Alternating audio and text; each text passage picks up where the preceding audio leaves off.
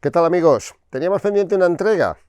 Bueno, no es que hayamos estado de vacaciones, hemos estado de descanso unos días. De vacaciones estamos todo el año, tampoco os engañéis, ¿eh?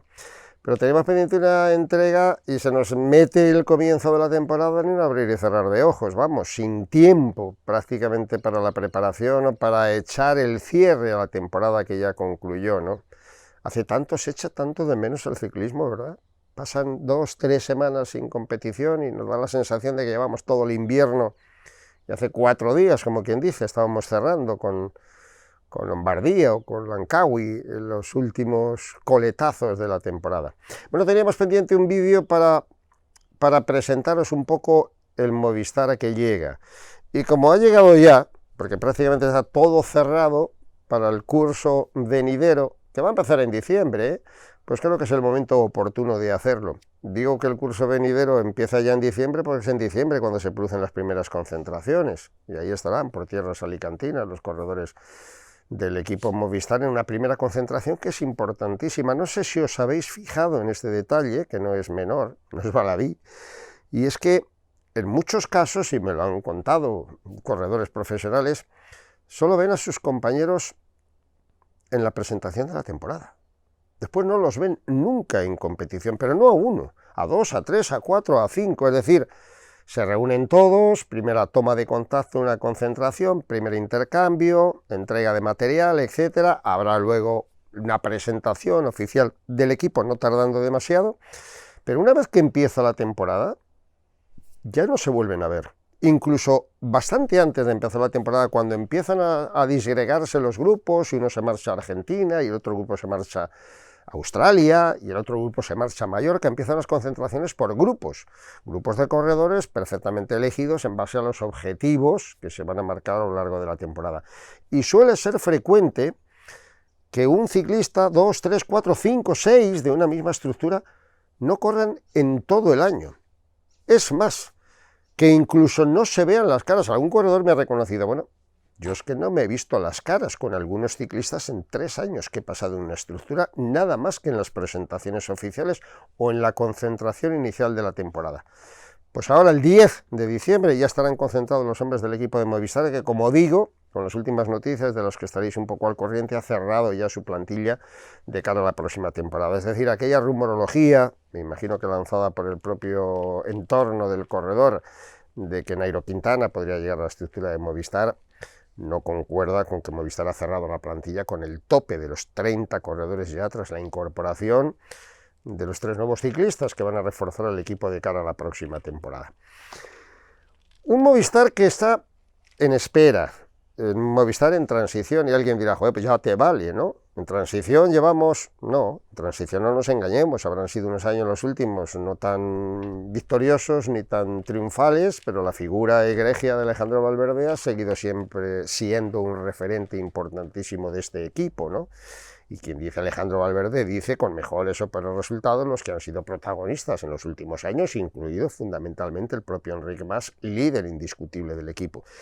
Eso estaba pensando, por primera vez en algunos años, solo hay un líder indiscutible del equipo. Hubo, ya lo sabéis, un triunvirato, hubo un águila bicéfala, hubo Enric Mas y Alejandro Valverde en estas 2 últimas temporadas, con el proteccionismo que significaba la figura enorme y monumental del murciano, pero ha llegado un momento en el que tras la retirada de Enric Mas pasa a tener toda la responsabilidad del equipo.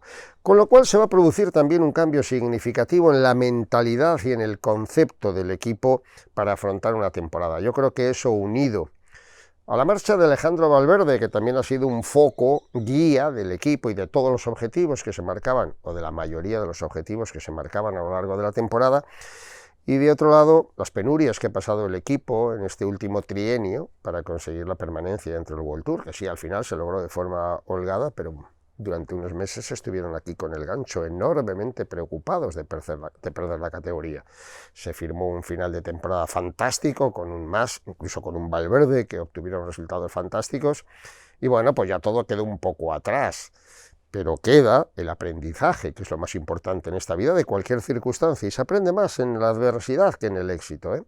El aprendizaje de que hay que buscar otros objetivos, que es verdad que esta estructura, por la razón que sea y por los nombres siempre de grandes escaladores, etcétera, que ha habido en su plantilla, ha tenido el foco puesto en las grandes vueltas, objetivo prioritario, pero no es menos cierto que desde hace un par de años, cuando empezó la incorporación de aquellos jóvenes extranjeros, el caso de Johan Jacobs, el corredor suizo, el caso de Matteo Jorgensen, el caso de Norsgaard, el gigantón danés, de Canter, el año pasado, el sprinter alemán, ya empezaba a haber unos visos de que este equipo tenía que cambiar un poquito la mentalidad, ¿no?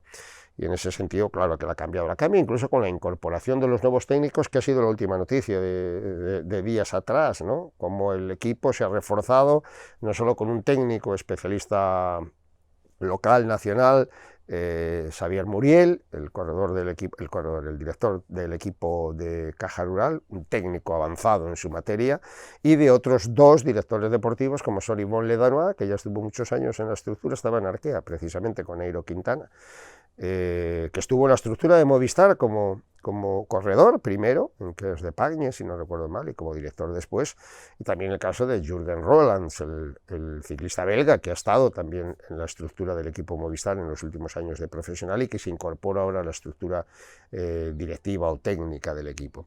Eso habla de cómo de repente se empiezan a abrir las ventanas. Estamos en un ciclismo que ha evolucionado de una forma extraordinaria en los últimos años, en el último lustro, y ahora se necesita no solo de otra tecnología, preparación en todos los avances técnicos, biomecánicos, aerodinámicos, etcétera, sino también en la propia concepción del ciclismo.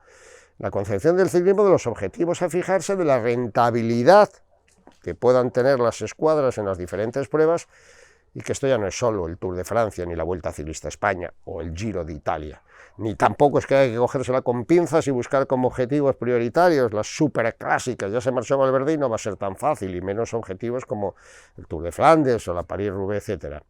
Pero que hay que empezar a alimentar esa teoría. Y por eso, esta temporada considero que es un poquito de transición también, pero de transición no para esperar a ver cómo vienen las cosas, sino de transición para empezar a abrirse y a ir confirmando poco a poco esas primeras impresiones que las incorporaciones de esos corredores extranjeros se produjeron el año anterior, ¿no?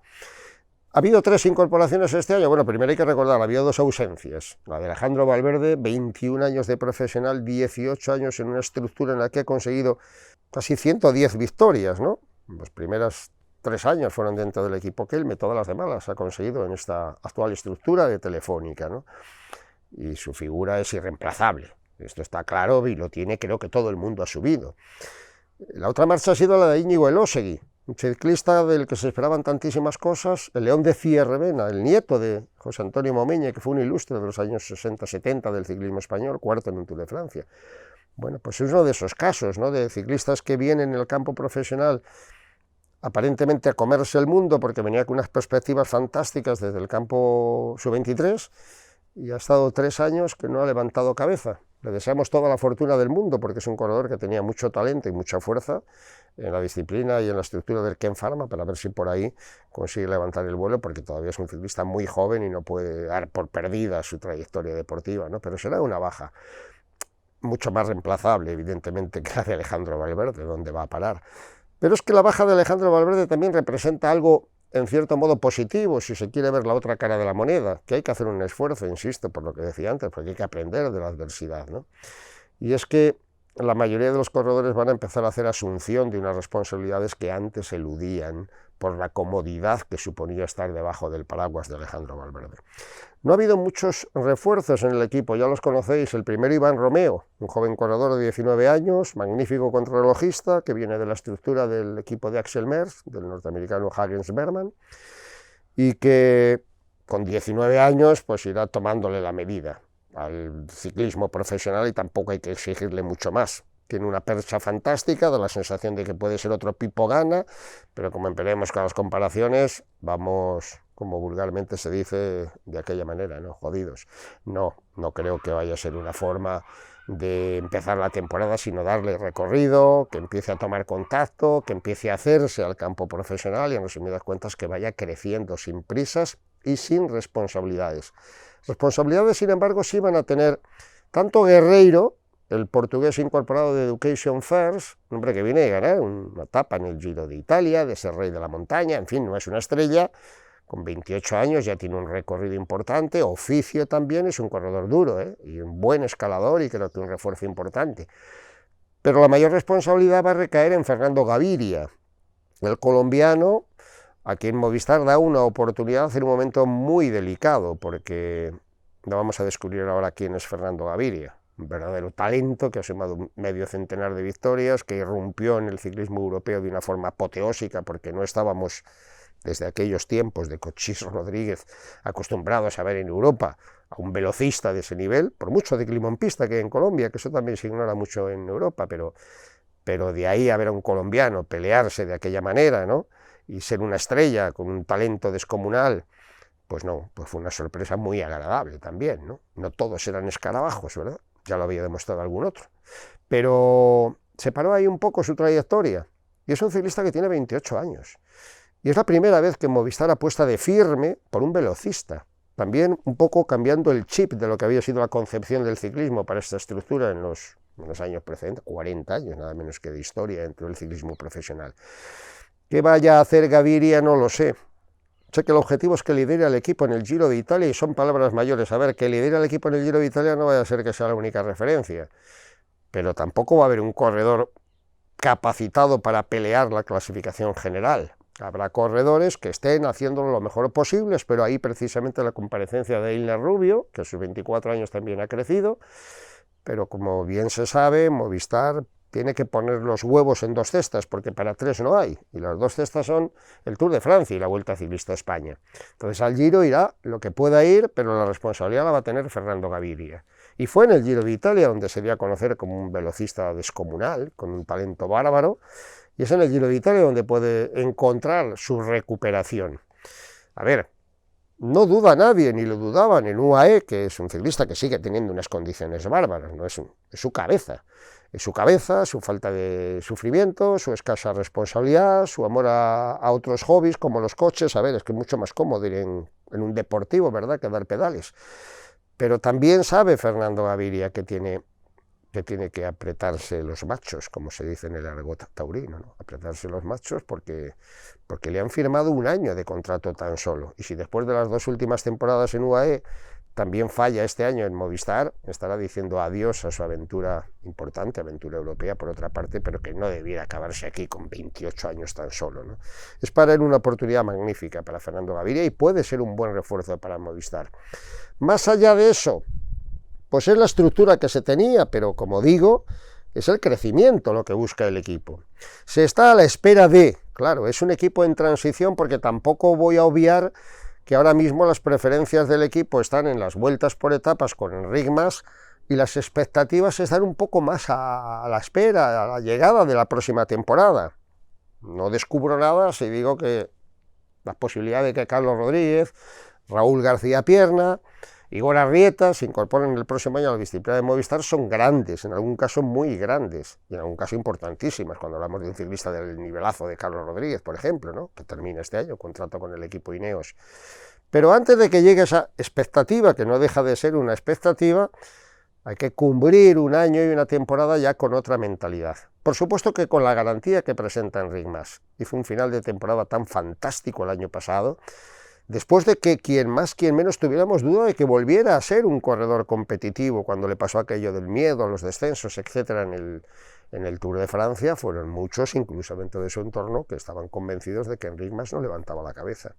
Y habla tan bien de él, esa capacidad de recuperación en un tiempo récord para aparecer en una condición tan bárbara en la Vuelta a España, firmar un carrerón como el que hizo en la Ronda Española y terminar tan apoteósicamente como terminó la temporada en las Clásicas de Italia, ganando el Giro de la Emilia, siendo segundo en Lombardía detrás de Tadej Pogačar, que es lógico, ahora que además ha hecho, insisto, asunción total de responsabilidades tras la marcha del paraguas de Alejandro Valverde, de que es el referente fundamental del equipo. Pero a su lado tienen que ir confirmándose otros, también estudiando detenidamente cuál es el calendario. Iván García Cortina, ¿está en condiciones el asturiano de rendir más, infinitamente más? También acaba contrato, también tiene la responsabilidad del neonato, del niño recién nacido, Pelayo. pero tampoco hay que confundir el culo con las témporas, como se dice en el argot, como dice el rico refrán castellano, porque no es conveniente fijarse metas y objetivos más allá de las posibilidades.